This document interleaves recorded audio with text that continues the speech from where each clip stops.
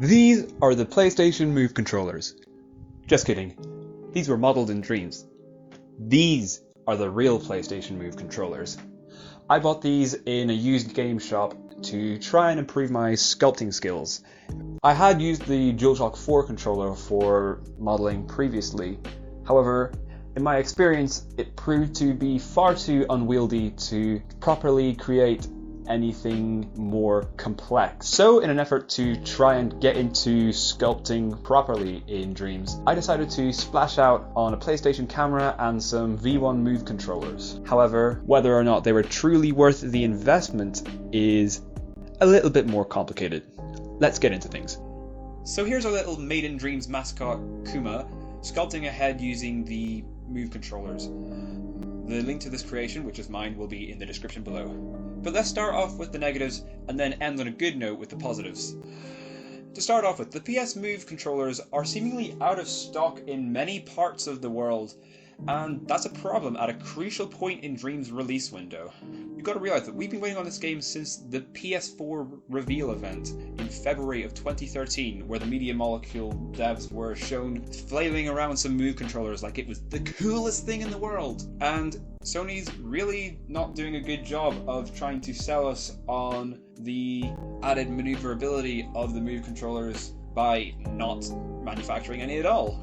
This will probably change when the PS5 launches. We'll probably get some updated Move controllers. But in any case, at the time of Dream's launch, that is concerning. Additionally, the Move controllers have limited usefulness outside of sculpting. You'll find that it's much easier to maneuver through 3D environments using a combination of the left stick and the R1 button on the DualShock 4 controller. The moves can get confused with depth of field and what exactly you're zooming in on whenever you're trying to navigate through the levels. Additionally, they can also be somewhat unwieldy when sculpting, because let's say you're sculpting with a semisphere, you can't have the base of the semisphere facing straight down and the rounded part facing straight up. You actually have to contort your hand in a strange way in order to get the round part facing up, and that's not really helpful at all. You can use the rotate tools and the stretch tools to change certain things about the shape after you've placed it, but it's not really helpful, to be honest. I want to be able to minimize the amount of times that I have to use the stretch tool in order to get my original vision with the stamp tool without contorting my limbs in order to execute it properly. Additionally, rotation is mapped to the same button as grabbing. That's unhelpful whenever you've turned on Precise Move, as you can't rotate at small angles, such as 1%, and the Move controllers often mistake you for trying to move the chosen object along the X, Y, or Z axis when you're really just trying to rotate it, and to solve that, rotation should be mapped to a different button. But anyway, enough about the negatives. Let's consider the positive aspect of using the Move controllers. First off, it proves to be much more physically intuitive than using a DualShock 4, at least when you get used to it. The added prospect of controlling an imp in 3 dimensions as opposed to 2 does take some time to get used to. However, it is rewarding whenever you are able to figure it out, because it means that the sculpting process feels much more tactile, as though you're really creating something with your hands, as opposed to the more hands-off approach of the DualShock 4. Additionally, moving the controller to the exact place you need to is very efficient in the sculpting process. You can control the camera with the left controller while stamping objects with the right controller.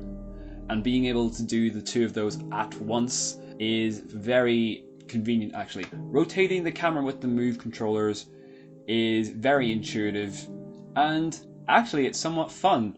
In time-lapse videos, it makes the sculpting process look much more natural, whereas with the DualShock 4, navigating the camera with the left stick can prove to be somewhat unwieldy, particularly for the sculpting process. Additionally, the left Move controller provides a lot of shortcuts. They all make sense, they all speed up the sculpting process significantly. You can also tap the little lights on the Move controllers together to make the exact shape you need. This isn't always very useful. I find that it can be quite hard to get the exact shape you want for your sculpt, it gets a bit confusing trying to move the controllers in a 3D space to create the exact shape you need. But I think whenever you get used to it and you use it in combination with the stretch tool and the other move inputs, your workflow will be much more efficient than simply using the DualShock 4 and flicking back and forth between menus all the time. That part can get quite frustrating. In summary, are the Move controllers worth it? Well, sculpting in 3 dimensions does create new problems, but the Move controllers definitely make sculpting much more naturally intuitive and efficient. There is much more satisfaction from physically crafting a model with your hands than the comparatively hands-off approach with the DualShock 4. However, I can only really recommend the Move controllers if you can really reasonably afford them at their current price point. It's likely that we will get restocks of the Move controllers when the PS5 launches, and that will significantly lower the cost barrier of sculpting with the Move controllers in Dreams. However, I really think that the Move controllers will come into their own whenever VR gets added into Dreams. I can't wait for VR in Dreams, to be honest with you. I feel like that will be the final piece of the puzzle, and it will really be the best way of sculpting in Dreams, because you won't need to rely on somewhat wonky control inputs in order to move around a 3D space. You'll be able to make Beat Saber in VR and sculpt every little bit of it that you need to. And the sculpting process will be as intuitive in VR as playing the games in VR.